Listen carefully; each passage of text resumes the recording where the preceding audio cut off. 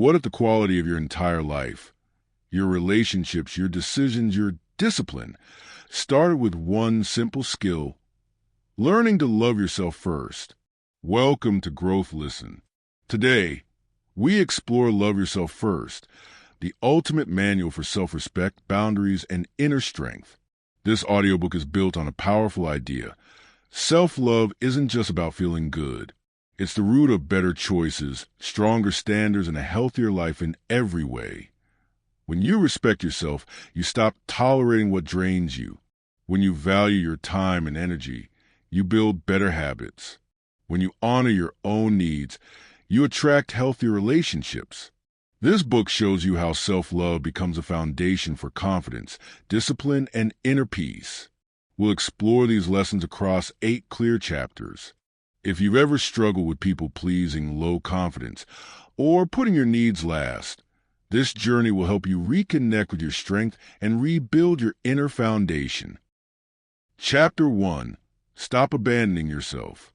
Listen closely, because this is the chapter most people want to skip. Why? Because it forces you to confront the truth you've been avoiding for years. You haven't been defeated by other people. You've been defeated by your own self-abandonment. Self-abandonment is the quiet betrayal you commit against yourself every day. Not once in a lifetime, not in dramatic moments, but in the small decisions, the micro choices, the tiny moments where you know exactly what you want, exactly what you feel, exactly what you need to say, and then you walk away from yourself. Every time you say yes when you mean no, you disconnect from your own voice. Every time you tolerate disrespect because you don't want to look dramatic, you dismantle your self-worth molecule by molecule. Every time you break a promise to yourself: I'll start tomorrow. I'll get serious next week. I'll stop dealing with this person eventually. You teach your mind one brutal message: my needs don't matter. Let's break this down. Because if you don't understand this pattern, nothing else in your life can change. Not your habits, not your money, not your confidence, not your relationships. Everything begins here. The 3 ways you abandon yourself. 1. You abandon yourself through approval seeking. You become addicted to making other people comfortable, even when it destroys your peace. You say yes to tasks you don't have energy for. You agree to plans you don't want. You allow people to dump their problems onto you because you want to be liked, needed, or valued. Real example: someone asks you for a favor. You're exhausted. You don't have the time. You don't have the bandwidth. But you still say, sure, no problem. That is not kindness. That is self-neglect disguised as generosity. Approval seeking is not love. Approval seeking is fear. Fear of rejection. Fear of being judged. Fear of disappointing someone else. So what do? You disappoint yourself instead. 2. You abandon yourself by avoiding conflict. You let things slide. You pretend you didn't hear the rude comment. You swallow the frustration. You try to stay peaceful. But here's the truth. Your silence isn't peacekeeping. Your silence is self-erasure. Conflict avoidance is the fastest way to teach people that your boundaries are optional. When someone crosses a line and you say nothing, they don't forget. They learn. They learn that you will tolerate it. They learn that you'll stay quiet. They learn that you will absorb the discomfort instead of giving it back. And here's the painful part. You think you're keeping the relationship safe, but what you're really doing is destroying trust. Your trust in yourself. 3. You abandon yourself through broken promises. You set goals. You make plans. You say you're going to change, but you don't follow through. It's not laziness. It's not lack of ability. It's not a flaw. It's simply this: you don't believe yourself anymore. Imagine someone made promises to you every week and then failed every time. You would stop trusting them. You would stop relying on them. You would stop taking them seriously.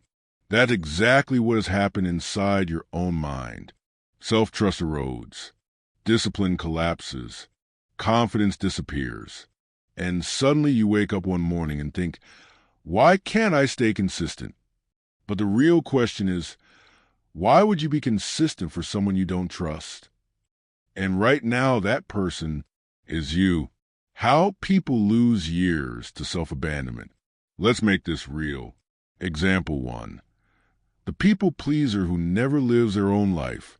They always show up for everyone else. They respond instantly to messages. They say yes to every request. They are the reliable one, the agreeable one, the helpful one. But ask them about their goals, their desires, their future. They don't know, because they've spent so many years living for everyone else that their own desires have gone silent. Example 2. The quiet one who avoids difficult conversations. They stay in the wrong job because they're scared to ask for a raise. They stay in the wrong relationship because they're scared of being alone. They stay in the wrong environment because they're scared to set a boundary. 1 year becomes 3. 3 becomes 7. 7 becomes a decade. And one day they look back and think, how did my life become something I never chose? Example 3. The dreamer who keeps starting over. They want more. They imagine more. They plan more. But they never follow through long enough to see results. Not because they're weak, but because the identity beneath the behavior says, I don't deserve consistency. I don't deserve success. I don't deserve discipline. Self-abandonment is not a surface problem. It is an identity problem. It is the unconscious belief that other people's comfort matters more than your future. It is the belief that your voice is negotiable. It is the belief that your needs are optional. And that ends today. The self-alignment test. This is the tool that exposes every area where you've been betraying yourself. It is simple. It is uncomfortable. And it is life-changing. I'm going to give you 5 questions. Answer them honestly. Not to impress anyone, not to sound strong, not to be positive. Answer them so you can stop lying to yourself. Question 1. Where in your life do you say yes when you feel no? Think of one person. Think of one situation. Name it. That is where self-abandonment is living. Question 2. Who do you let disrespect you without consequences? Friend? Partner? Family? Boss? Your lack of boundaries in this area is costing you your self-worth. Question 3. What promise have you broken to yourself more than 5 times?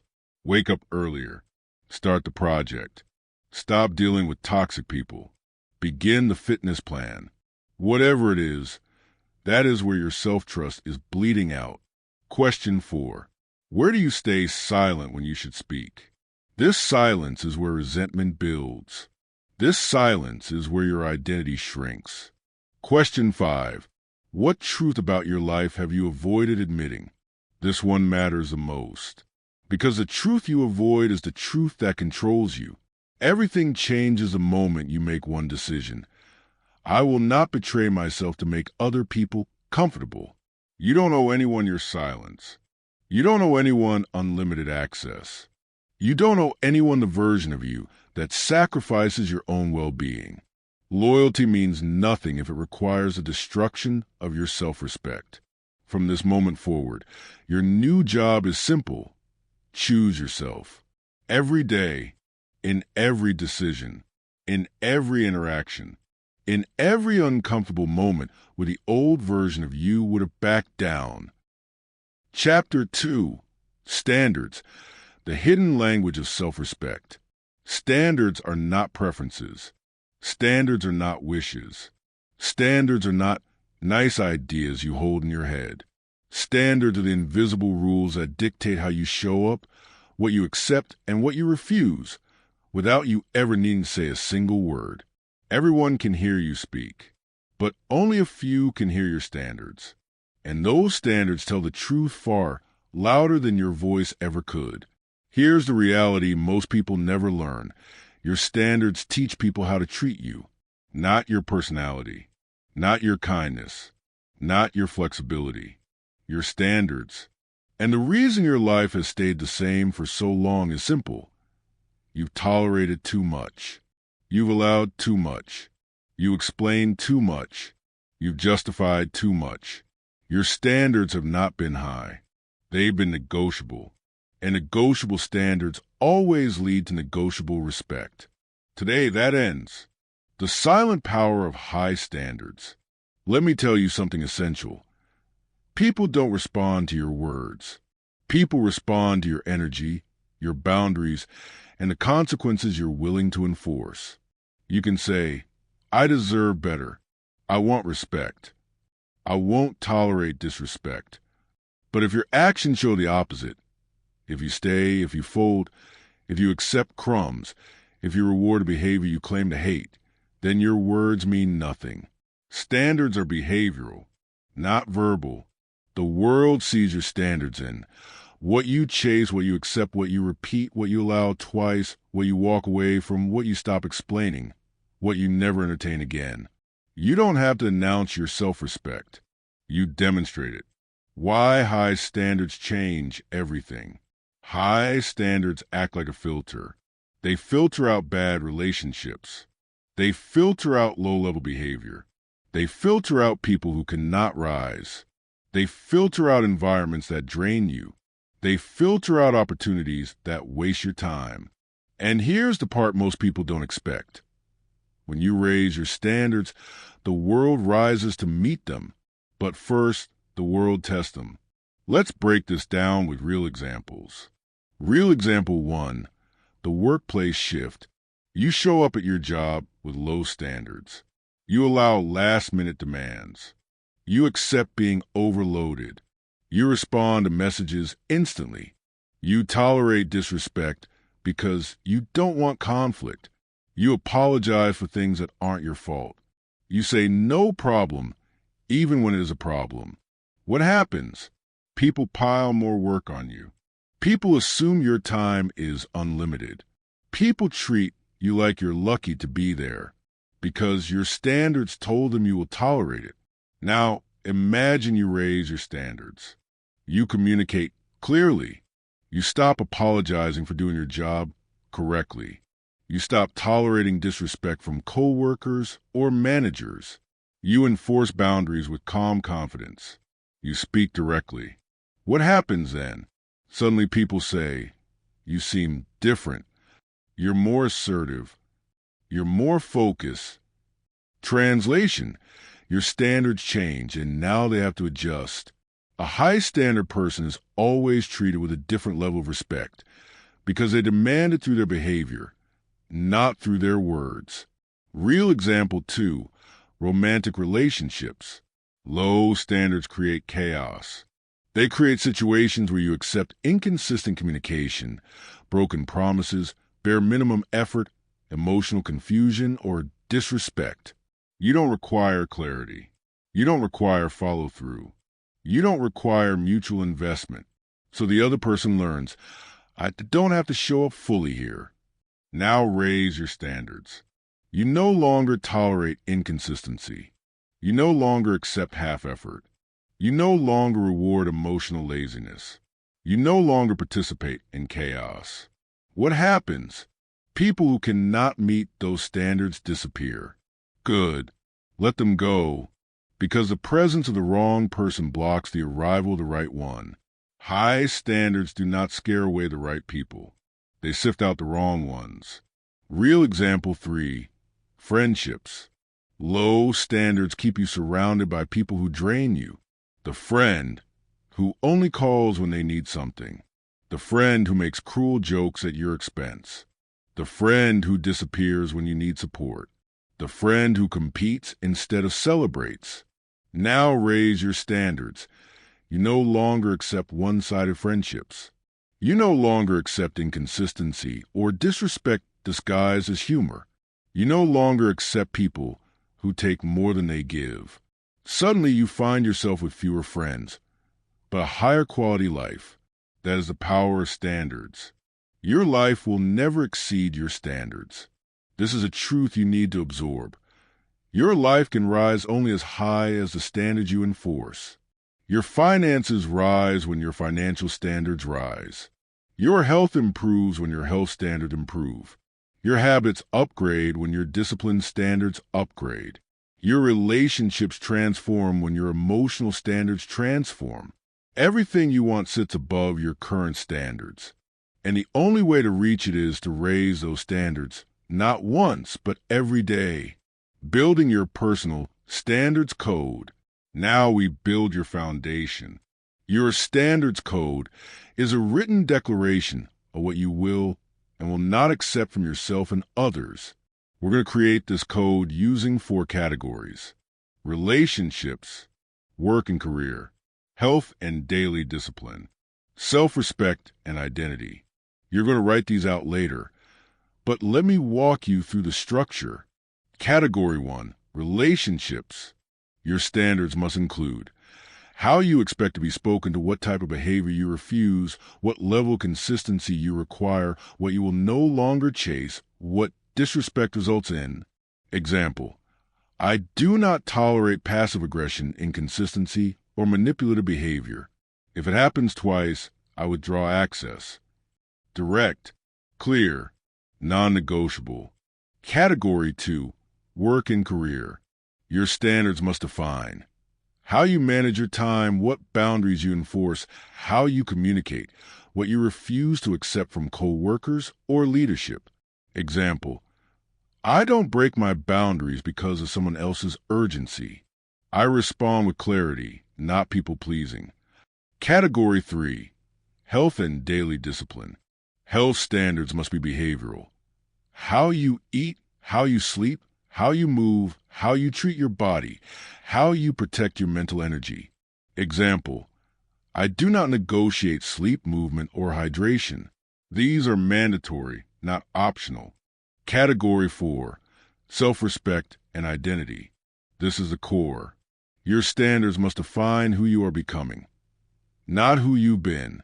Example: I treat myself with the same respect, discipline, and kindness I expect from others. I do not speak to myself in a way I wouldn't allow someone else to. This is identity alchemy. This is self-worth in motion, the test of new standards. Here's the part that shocks people. When you raise your standards, the universe will test you immediately. Someone from your past will return. A disrespectful situation will surface. A boundary will be challenged. An old pattern will reappear. Not because you're failing, but because life is asking you, are you serious this time? Do you really mean it? Are these standards real, or are they another temporary declaration? Passing this test is how you signal to yourself and the world that the old version of you is gone. Chapter 3. Boundaries make you powerful, not harsh. You've been taught a lie your whole life. You've been told that setting boundaries makes you cold, difficult, selfish, or harsh. But here's the truth. Weak boundaries destroy your life. Strong boundaries build it. Boundaries do not push people away. Boundaries show people how to love you properly. Boundaries are not punishment. Boundaries are instructions. A person with no boundaries is not easygoing. They are exhausted. They are drained. They are resentful. They are invisible because they erase themselves in order to keep everyone else comfortable. That life ends here. Right now. Today you learn the truth. Boundaries make you powerful because they protect your time, your energy, your identity, your self-respect, and your future. What boundaries really are. Let's redefine boundaries. Boundaries are not threats. Boundaries are not dramatic speeches. Boundaries are not emotional explosions after months of silence. A boundary is a simple, calm statement that defines what you allow and what you refuse. Boundaries are the structure of self-respect. They are the rules of engagement for anyone who enters your life. They are the guidelines that protect your mental, emotional, and physical space. And here's the key. Healthy people respect boundaries immediately. Unhealthy people resist them. How someone responds to your boundaries tells you exactly who they are. The consequences of having no boundaries. Let's get brutally honest. Because if you don't understand what weak boundaries cost you, you will never change. 1. You become resentful. When you don't speak up, you accumulate silent bitterness. You feel used. You feel overlooked. You feel taken for granted. But the truth is harder. People are not taking advantage of you. You are abandoning yourself by refusing to speak up. 2. You become exhausted. You give too much. You absorb too much. You fix too much. You overextend yourself, then collapse later in private. This is not kindness. This is self-neglect. 3. You become invisible. When you never state your needs, desires, or limits, people cannot see the real you. They only see the version of you that always agrees, always accepts, always complies. Invisibility is the price you pay for the illusion of peace. Why people fear setting boundaries? You fear losing people. You fear disappointing people. You fear conflict. You fear not being liked. But here's the painful truth. If someone leaves because you set a boundary, they were not staying for the real you. You are only losing the people who benefited from your lack of standards. Those are not losses. Those are blessings. You are not afraid of setting boundaries. You are afraid of living without the people who take advantage of your lack of them. But you must choose temporary discomfort or a lifetime of self-betrayal. Real example 1. The over-responsible friend. There's always one friend who becomes the unpaid therapist, always available, always listening, always carrying everyone else's drama and problems. They never say no. They never say, I can't talk right now. They never say, I'm not available. What happens? People depend on them excessively, but not because people are evil, because the person with no boundaries trained them to do so. Now, once that same person sets a boundary, I can talk tomorrow, but not tonight. I'm not available right now. I can listen, but I can't fix this for you. Suddenly, the relationships become healthier, more balanced, more respectful. Boundaries do not break relationships. They clarify them. Real example 2. The employee who says yes to everything. At work, the person with no boundaries becomes the dumping ground for responsibility. They accept every task. They allow last-minute demands. They respond instantly, even when it disrupts their personal life. What does this create? Burnout, frustration, bitterness. But the moment they say, I can take this on, but I will need until tomorrow. Or, I'm currently at capacity. What should be deprioritized? Suddenly the respect shifts. People treat them differently. The workload becomes manageable. The pressure decreases. A boundary turned chaos into control. Real example 3. The partner who never voices their needs. In relationships, silence becomes poison. You go along with plans you don't want. You accept behaviors that hurt you. You avoid hard conversations. Then you wonder why you feel unseen. But you never showed them where your lines were. A simple boundary like, I don't engage in yelling. Or, I expect consistent communication. Or, I won't tolerate disrespect. These statements are not harsh. They are requirements for a healthy connection. When boundaries are expressed clearly, relationships either grow or end. Both outcomes are blessings. The 3-sentence boundary formula. Now, let's get practical. Most people don't set boundaries because they don't know how. They think boundaries require emotional speeches or dramatic confrontations. They don't. Boundaries are simple. They can be delivered in 3 sentences. Here's a formula. Sentence 1. State the behavior.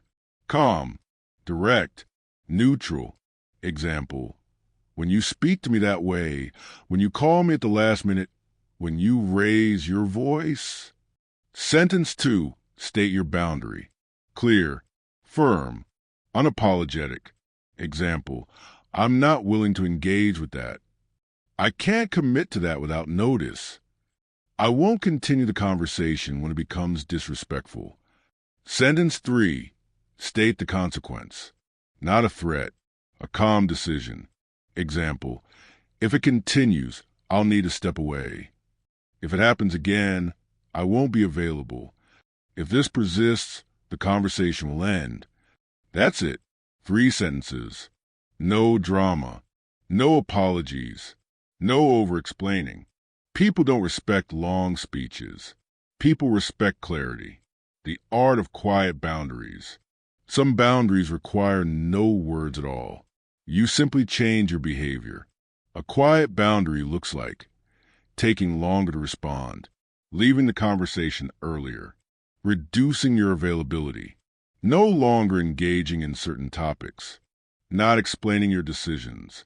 Quiet boundaries are powerful because they shift dynamics without confrontation. You don't force anyone to change. You simply adjust your access. How to know your boundaries are working. When your boundaries are healthy, 3 things happen. 1, your life becomes quieter, less chaos, less stress, less emotional noise. 2, your relationships become clearer. You quickly see who respects you and who doesn't. You see who can adapt and who refuses. 3, you feel stronger, because every boundary you enforce strengthens your self-trust. You stop shrinking. You stop apologizing. You stop bending. You stop betraying yourself. You start living. Chapter 4. Self-control is the highest form of self-love. Self-control is not punishment. It is protection. It is the way you declare, I am worth more than my impulses. I am worth more than my distractions. I am worth more than the cheap, temporary relief that destroys my long-term future. You prove your love for yourself not with affirmations, not with journal entries, not with wishful thinking, but with disciplined follow-through, with the choices you make when no one is watching, with the actions that align your identity with the life you say you want. Self-control is the highest form of self-love because it requires self-respect, it requires self-trust, and it requires the courage to delay gratification when your old habits scream for attention. Today, you will learn how to build that courage. Today, you will learn how to take control back. The real reason self-control changes everything. Self-control is the bridge between who you are and who you want to become. Most people don't lack goals. They lack the ability to resist the temptations that sabotage those goals. You know exactly what you should be doing. You know the habits that would elevate your life. You know the behaviors that would destroy it. But knowing isn't the problem. Doing is the problem. And self-control is the force that turns knowledge into action. Without self-control, your life is shaped by impulse. With self-control, your life is shaped by intention. Think of the people you respect the most. The people whose presence commands attention. The people who move with purpose. Every one of them exercises self-control. They don't chase every urge. They don't indulge every emotion. They don't collapse under every stressor. They create distance between the stimulus and the response. That distance is power. That distance is dignity. That distance is identity. When you master self-control, you stop reacting and start choosing. And choice is freedom. How impulses sabotage your potential. Let's break it down with real-world examples. You say you want peace, but you react to every provocation. You say you want financial stability, but you blow money on emotional spending. You say you want health, but you negotiate with yourself every time you're tired. You say you want meaningful relationships, but you chase validation instead of connection. These contradictions drain your confidence. Every time you break your own rules, you weaken your identity. Every time you give in, you reinforce a belief that you can't depend on yourself. That's the real cost of low self-control. You stop trusting you. Self-control repairs that trust. Every time you resist a destructive impulse, you strengthen your belief in your own power. Every time you hold the line, you rebuild your identity brick by brick. And confidence is nothing more than repeated evidence that you can rely on yourself. The emotional side of self-control. Most people think self-control is purely logical. It isn't. Self-control is emotional management. When you fall into bad habits, it's not because you're weak. It's because you're overwhelmed. You're stressed. You're tired. You're lonely. You're anxious. You're frustrated. Your impulses become escape routes. Food, scrolling, porn, overspending, overthinking, overcommitting, people-pleasing, procrastination. These are coping mechanisms, not mistakes. But coping mechanisms come with a price. They steal your future while comforting your present. Self-control isn't about suppressing your emotions. It's about directing your emotions. It's about saying, I feel this urge, but I don't obey it. I acknowledge this impulse, but I don't let it lead. That is emotional maturity. And emotional maturity transforms your life. Introducing the delay, direct, replace method. This is your new formula. Simple, practical, powerful. It will help you break impulsive habits and build disciplined identity. 1. Delay. Create friction between impulse and action. When the urge hits, you do not respond immediately. You pause. You step back. You breathe. You wait 2 minutes, or 5 minutes, or 10 minutes, whatever you need. Why? Because impulses are loud but short-lived. If you delay the reaction, the urgency weakens. If you delay the reaction, you regain control. If you delay the reaction, the emotional storm passes. The delay is the interruption. It is the space where choice becomes possible. 2. Direct. Channel the emotional energy intentionally. Once you pause, you redirect. You ask yourself one question: where should this energy go instead? If you're angry, direct it toward clarity, not conflict. If you're stressed, direct it toward breath work, not avoidance. If you're bored, direct it toward productivity, not distraction. If you're lonely, direct it toward self-connection, not self-abandonment. Emotions are fuel. You choose the engine they power. 3. Replace, swap the destructive habit with a beneficial one. Habits don't disappear. They must be replaced. You cannot simply stop scrolling. You must replace scrolling with reading, journaling, or walking. You cannot simply stop emotional eating. You must replace it with hydration, breath work, or movement. You cannot simply stop reacting. You must replace it with responding. Humans don't break habits.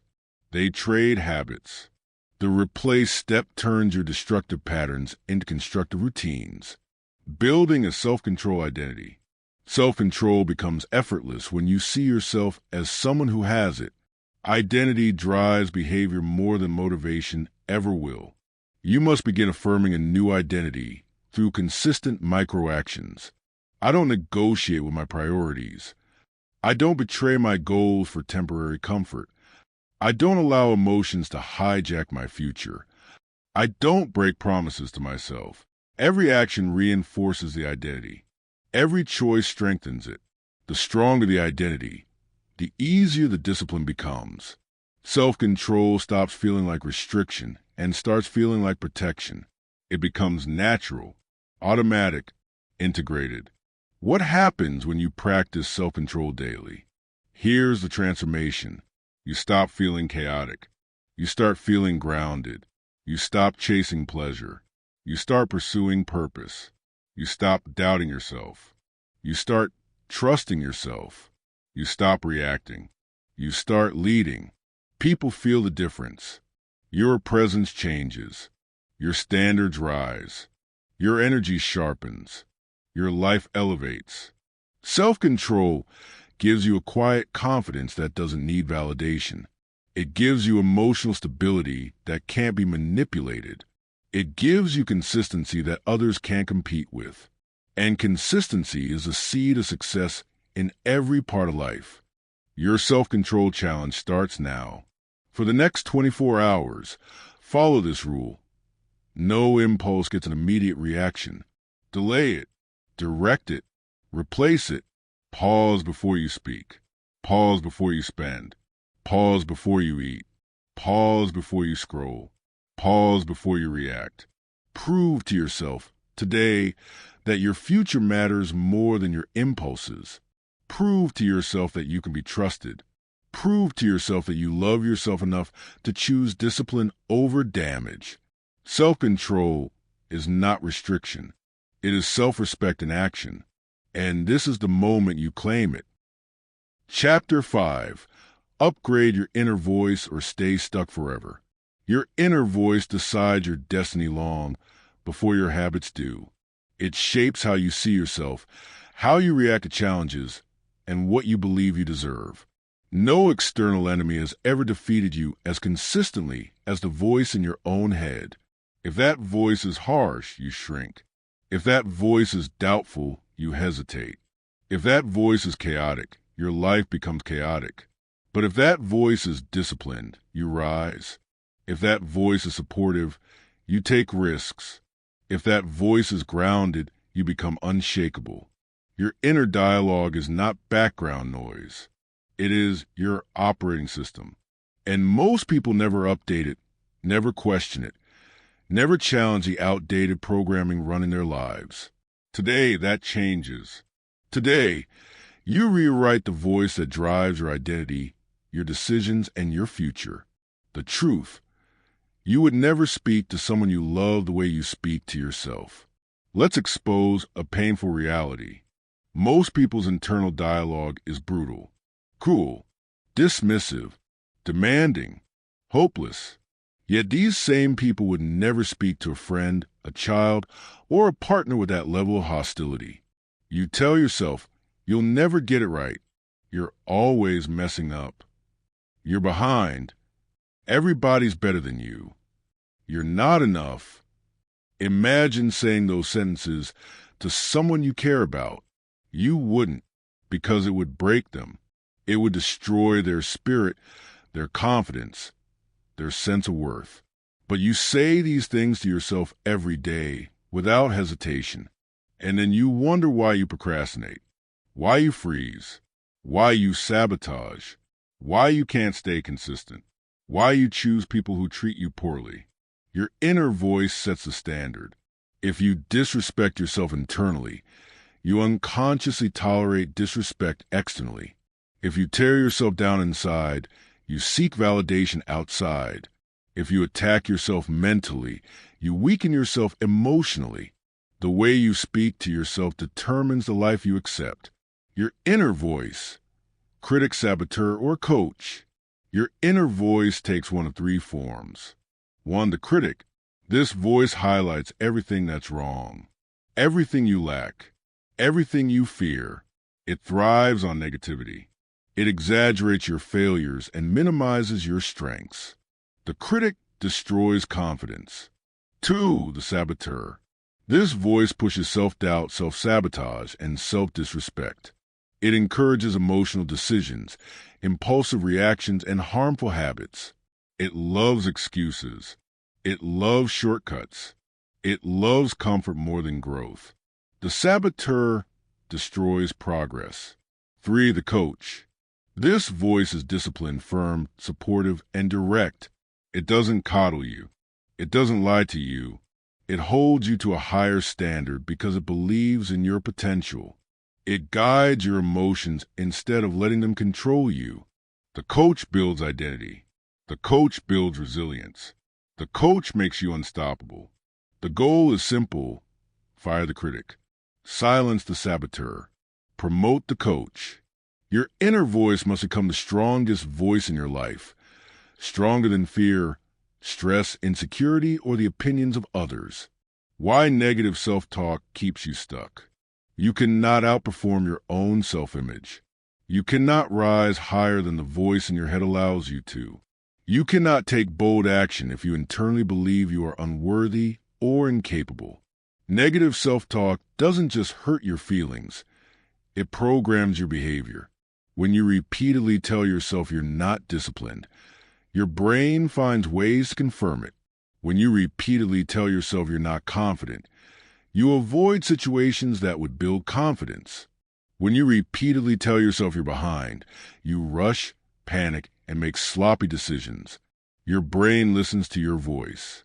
Your habits obey your voice. Your emotions respond to your voice.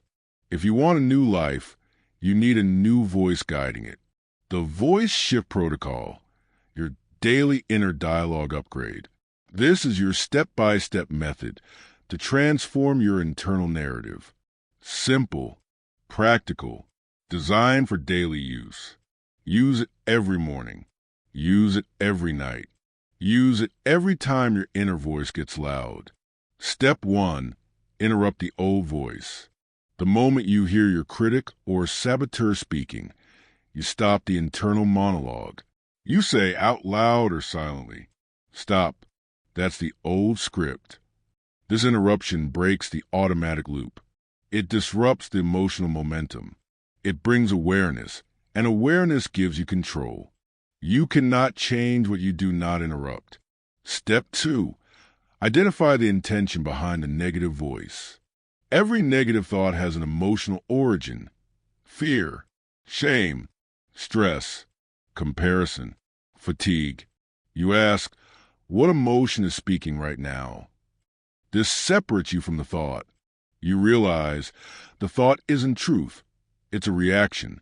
This step gives you distance. Distance gives you clarity. Clarity gives you power. Step 3. Replace it with the coach voice. Now you rewrite the thought with a disciplined, strong, supportive version. Here's how the transformation looks. Old voice, you always fail. Coach voice, you succeeded before and you're capable of doing it again, one step at a time. Old voice, you're behind. Coach voice, you're building at your pace and today you move forward. Old voice, you're not enough. Coach voice, you're growing into a version of yourself that is more than enough. Old voice, it's too hard.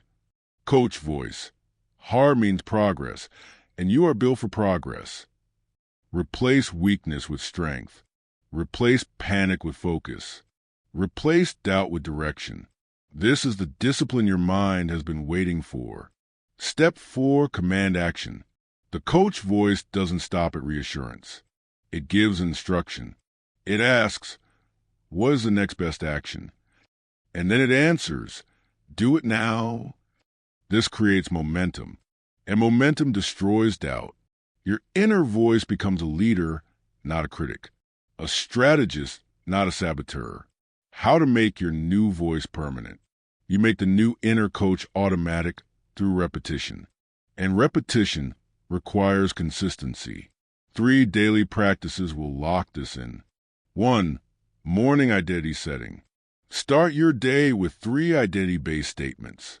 I am disciplined. I am capable.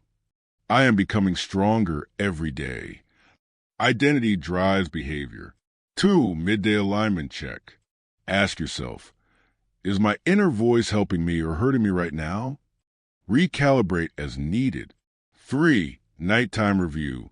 End the day with, what did my inner coach help me accomplish today? Reinforce the new voice through reflection. Do this for 30 days and your baseline inner dialogue changes permanently. The transformation you will feel when you upgrade your inner voice. You stop overthinking. You start executing. You stop panicking. You start planning. You stop criticizing yourself. You start leading yourself. Your confidence rises. Your standards rise. Your emotional resilience rises. And the best part? People around you feel the change. They treat you differently because you treat yourself differently. Your voice becomes your anchor, your guide, your advantage. Chapter 6. Heal your relationship with money and time. You cannot say you love yourself while sabotaging your money. You cannot say you value your future while wasting your time. Your relationship with money and time reveals your relationship with yourself more honestly than anything you say, post, or affirm. Self-love isn't spa days. It isn't comfort. It isn't self-indulgence. Self-love is responsibility. Self-love is stewardship. Self-love is a discipline to protect your future self from the impulses of your current self. Your finances are emotional. Your time is emotional. And until you master those emotions, you will stay stuck, no matter how much motivation, inspiration, or advice you consume. Today, we fix that. Today, you heal the two resources that define your life, money and time. Your money problems aren't about money. They're about self-respect. Most people think they have a money problem. They don't. They have a self-worth problem, a discipline problem, a patterns problem. Money follows respect. Money follows clarity. Money follows boundaries. If you don't respect yourself, you don't respect your money. If you don't respect your money, it doesn't stay. It leaks out through bad habits. It disappears through emotional decisions. It evaporates through impulse choices. Money is not just a financial asset. Money is a mirror. It reflects your inner world, your cravings, your fears, your insecurities, and your standards. Emotional spending is emotional avoidance. Guilt spending is approval chasing. Impulse spending is self-neglect disguised as self-soothing. You cannot build a peaceful life with chaotic financial habits. Time, the resource you treat the worst. Money can be replenished. Time cannot. Yet time is the resource we treat most carelessly. You let people waste it. You let distractions consume it. You let laziness erode it. You let guilt steal it. You let fear paralyze it. When you say yes to everything, you abandon your day. When you procrastinate, you abandon your goals. When you scroll endlessly, you abandon your potential. Your future self is begging you to stop wasting the hours meant for your growth. Time is wealth. Energy is wealth. Attention is wealth. And the greatest act of self-love is honoring these resources with intention instead of emotion. Real examples of money and time sabotage. Let's make this real. Let's expose the patterns that keep people stuck. 1. Emotional spending. You buy things to avoid feeling things. Stress, loneliness, boredom, insecurity. These emotions trigger spending that gives temporary relief and long-term regret. You don't need more stuff. You need more self-regulation. 2. Guilt spending. You feel obligated to pay for others, treat others, or rescue others financially because you fear disappointing them. This is self-abandonment disguised as generosity. Generosity without boundaries becomes financial self-destruction. 3. Low-value habits. Daily $7 coffees. Subscriptions you never use. Late fees. Impulse orders. Entertainment before savings. Comfort before growth. None of these are huge mistakes, but together they destroy your financial confidence. 4. Time leaks. The 2 hours on social media. The 45 minutes overthinking. The constant texting. The binge watching. The endless scrolling. The habitual procrastination. Time is lost in minutes, not hours. You are not lazy. You are unstructured. You are not unmotivated. You are unaligned. You are not behind. You are leaking energy in directions that betray your future. The mindset shift. Money and time are extensions of identity. You manage your money the same way you manage yourself. You manage your time the same way you manage your identity. If you see yourself as someone who always struggles, your habits will reinforce that identity. If you see yourself as someone unworthy of abundance, you will sabotage at the moment it arrives. But if you see yourself as someone deserving of stability, discipline, and future success, your spending and your scheduling will automatically shift.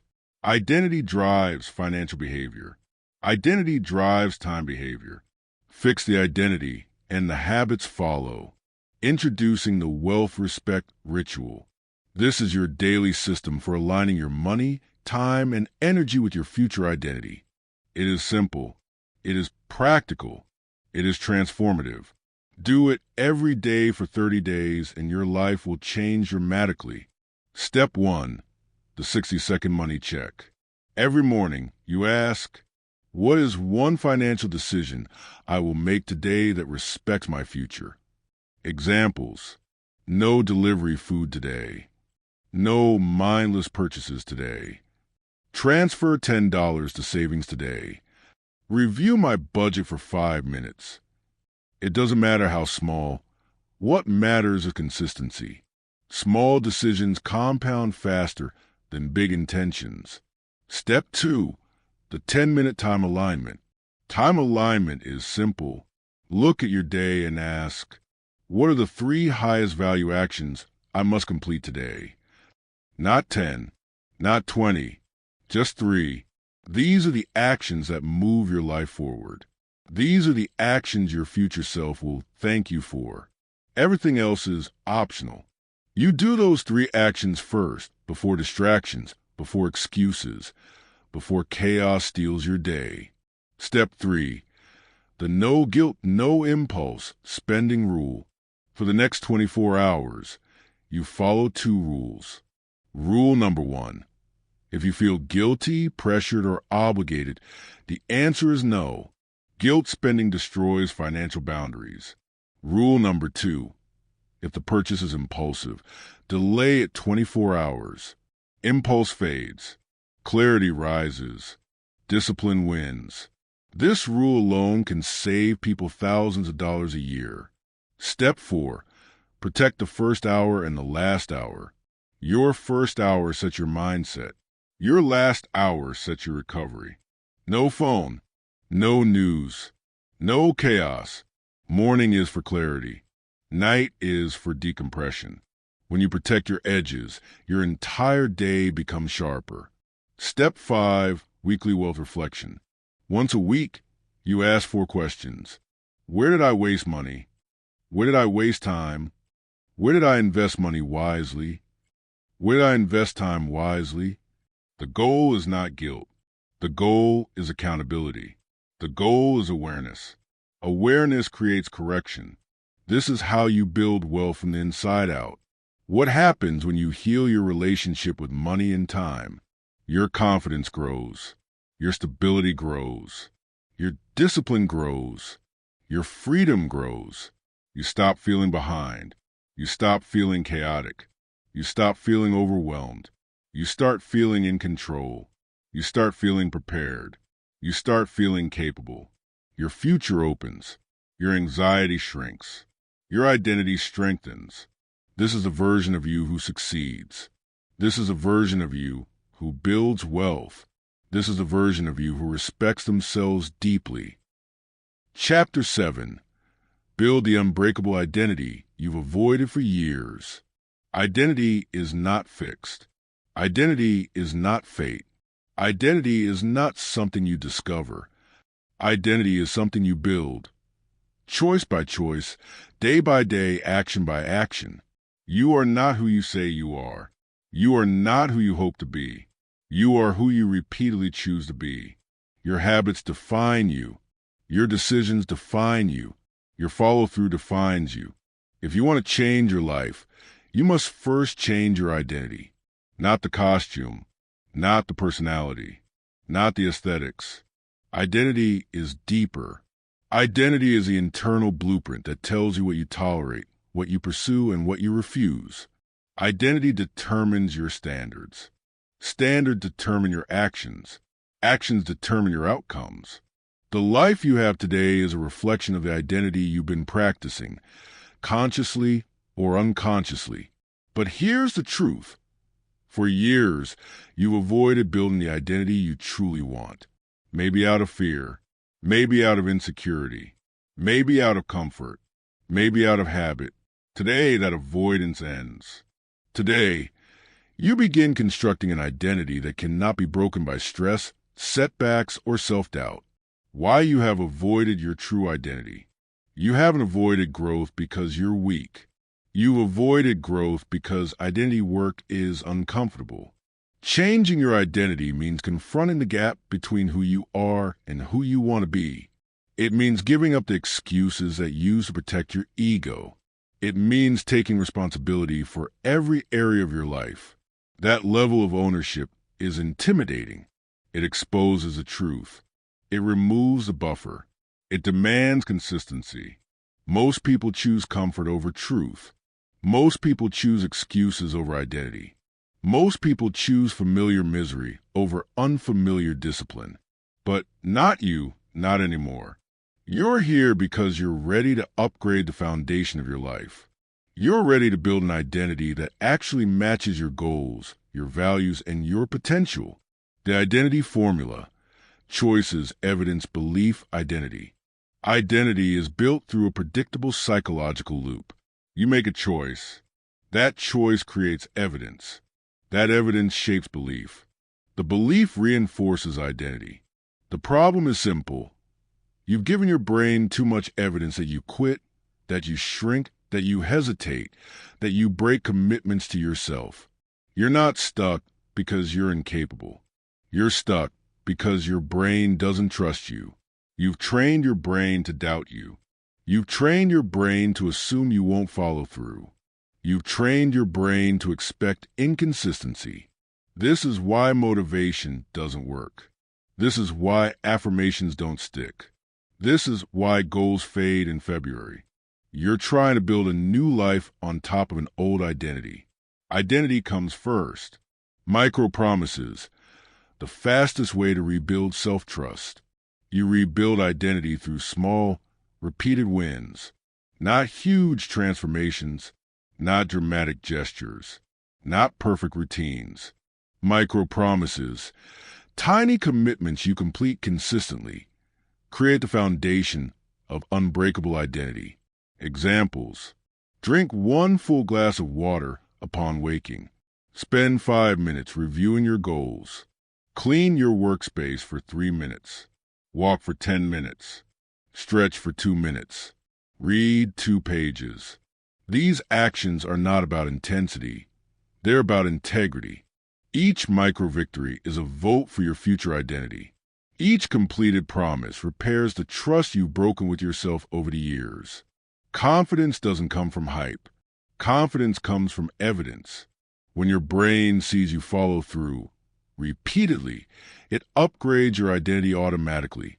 Why micro-victories are more powerful than big goals. The world praises big goals. They sound impressive. They make you feel ambitious. They give you a hit of dopamine. But big goals without identity are fantasies. And fantasies without discipline become guilt. Micro-victories bypass fantasy. They create momentum. They create proof. They create belief. You don't need to change everything today. You need to change something today. Just one thing. One micro win. One small promise executed with discipline. Small wins build big identity. Identity engineering. Act like the future you. Identity engineering is a process of acting like the person you intend to become before you feel like that person. Future identity comes first. Future behavior comes second. Results come last. Ask yourself, how does the highest version of me behave today? Not next year. Not next month. Today. Does the future you waste time? Does the future you binge on distractions? Does the future you break promises? Does the future you chase validation? Does the future you abandon discipline? No. The future you is decisive, focused, responsible, resilient, consistent. So you begin modeling those traits right now, in small, manageable doses. Identity is built through imitation. You imitate the version of you that you want to become until the imitation becomes natural. That is identity engineering. The identity contract, your new blueprint. Now it's time to create the document that rewires your self-image. The identity contract. This is not a wish list. This is not a journal entry. This is not a vision board. The identity contract is a declaration, a commitment, a standard, a personal constitution for the next chapter of your life. It contains 3 parts. Section 1, the identity you are retiring. Write down the traits, habits, and behaviors you refuse to carry into your future. Examples: I retire the version of me that procrastinates. I retire the version of me that uses excuses to hide. I retire the version of me that avoids discomfort. I retire the version of me that breaks promises to myself. This is your shedding process. You cannot build the new identity on top of the old one.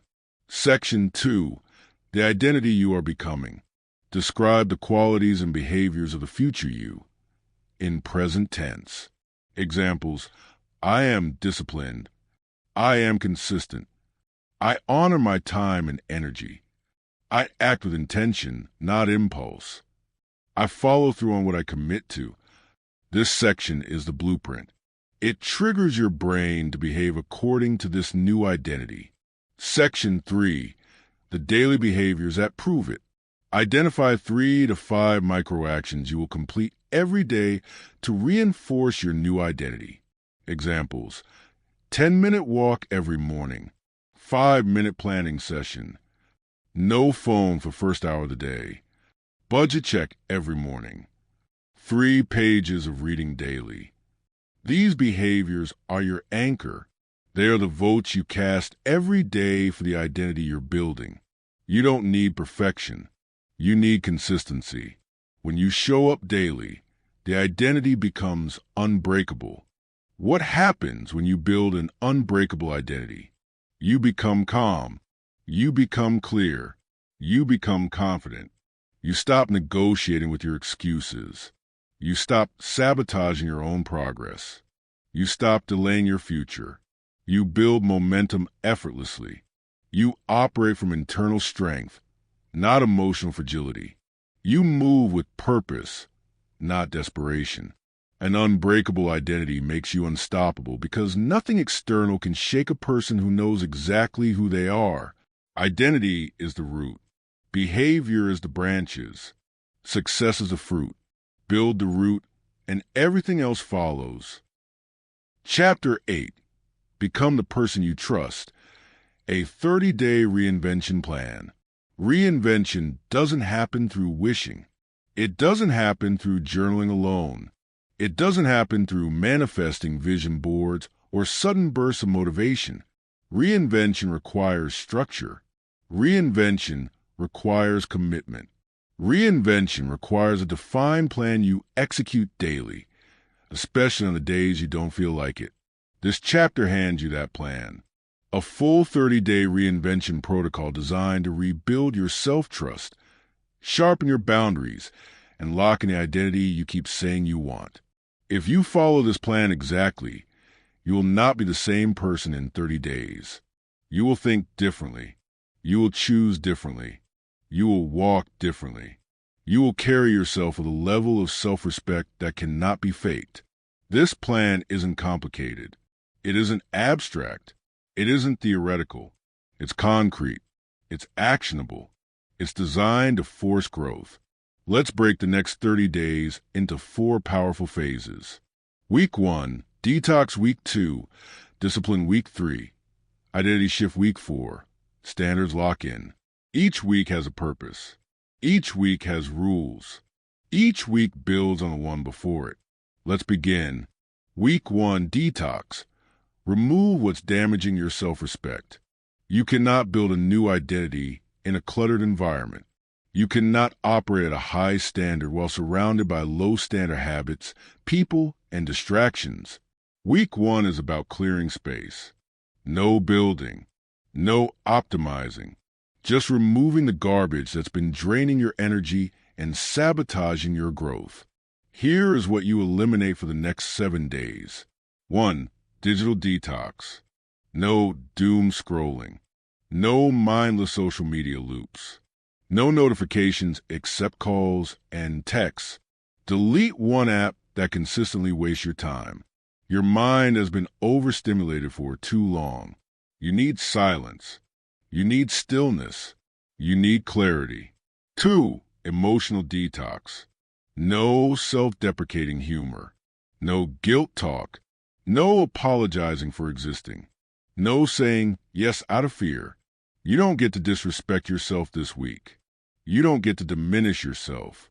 You don't get to narrate your life through negativity. 3. Physical detox. Clean your living space. Declutter your workspace. Remove anything broken, useless, or insulting to your standards. Your environment shapes your identity. You cannot rise while living in chaos. 4. Energy detox. Limit draining people. Step back from toxic dynamics. Pause the relationships built on obligation, not respect. You're cleansing your mental bandwidth. You're creating internal space for the next level of you to emerge. Week 2, discipline. Prove you can do hard things consistently. Now that the noise is gone, it's time to build discipline. This week proves to your brain that you can follow through. No exceptions. No negotiations. Discipline is self-love in action. Discipline is self-respect with teeth. Here are your week 2 rules. 1. The 10-minute rule. Every day, do at least one difficult task for 10 uninterrupted minutes. Not perfect, not impressive, just consistent. This single action rewires your brain to stop avoiding discomfort. 2. Early decision making. For 7 days, make hard decisions early. Plan your day in the morning. Choose your priorities before distractions choose them for you. Eat the frog first. This builds decisive muscle memory. Your future identity depends on your ability to choose with clarity. 3. Non-negotiable movement. Move your body daily for 15 minutes. Walk, stretch, lift, anything, not for aesthetics, for discipline, for integrity, for momentum. 4. Non-negotiable bedtime. Every night, go to bed at the same time. No excuses, no scrolling, no one more episode. Your brain needs regulation to access higher performance. Discipline begins with sleep. Week 3. Identity shift. Act like the future you before you feel like it. Week 3 is where the transformation begins. This is the phase where you start behaving as the person you want to become, not the person you've been tolerating. Identity is action-based. Identity is evidence-based. Identity requires you to show up as the upgraded version of yourself before the results manifest. This week, you adopt 3 rules. 1. Future me behavior audit. Every morning, ask, what would the highest version of me choose today? Then choose that, not the easy option, not the familiar option, not the emotionally convenient option, the aligned option, the identity-driven option. 2. Upgrade one habit. Pick one habit that your future identity needs. Waking up earlier, reading daily, practicing financial tracking, being on time, eating with intention, speaking with confidence. You lock it in for 7 days. No misses, no maybes. 3. Speak like the future you. Your language either elevates your identity or destroys it. This week, no, I hope. No, I'll try. No, maybe. No, someday. Replace them with, I am. I choose. I commit. I decide. Language is identity in words. Words become actions. Actions become standards. Week 4. Standards lock in. Turn your new behavior into permanent identity. You've detoxed. You've disciplined yourself. You've activated your future identity. Now you lock it in. Week 4 is about consistency, proof, and repetition. This week, you installed behaviors as permanent standards by enforcing 3 powerful rules. 1. Zero break rule. Pick 3 daily actions you must complete. Your movement, your planning, your habit upgrade, your sleep, your financial check, your reading. Hit all 3 every day without fail. These are your identity anchors. They stabilize the next version of you. 2. Boundaries with teeth. This week, You enforce boundaries in real time. Say no quickly. End draining conversations early. Protect your time without apology. Walk away from disrespect immediately. A boundary is not a suggestion. A boundary is a standard. A boundary is a declaration of your self-worth. 3. The 80-20 life filter. Remove the bottom 20% of your habits, relationships, and obligations that drain you or derail you. Keep the top 20% that elevate you. Your identity grows when your environment stops pulling you backward. The self-trust checklist. Who you become by day 30. By the end of this 30-day reinvention plan, you should be able to say yes to the following statements. 1. I keep promises to myself, even small ones. Self-trust is built, not gifted. 2. I make decisions quickly and cleanly. No more drowning in hesitation. 3. I remove what disrespects my time and energy. Your future depends on your clarity. 4. I act like the person I want to become, not the person I've been. Identity is a choice. 5. I enforce my boundaries consistently. If you don't protect your peace, no one will. 6. I speak to myself with strength, not sabotage. Your inner voice is your internal leader. 7. I have daily behaviors that prove who I am becoming. Identity requires evidence. If you can check off these items, you become someone powerful, someone aligned, someone grounded, someone intentional, someone trustworthy to themselves. And that is the ultimate form of self-love. When you understand your worth, everything in your life begins to shift. Your boundaries get stronger, your decisions get clearer, and your relationships become healthier. Loving yourself is a practice, not a one-time breakthrough. Some days will feel easy, others will feel challenging. But every small choice to respect your mind, your time, and your heart brings you closer to the life you truly deserve. As you move forward, remember that your standards shape your world. Honor them, protect them, and keep choosing yourself, even in the little moments. That's where real change begins. Thank you for listening. If this audiobook supported your journey, feel free to comment, share, and subscribe to Growth Listen. Your support helps more people discover these lessons and grow alongside you. Keep healing, keep growing, and keep treating yourself with the love and respect you've earned.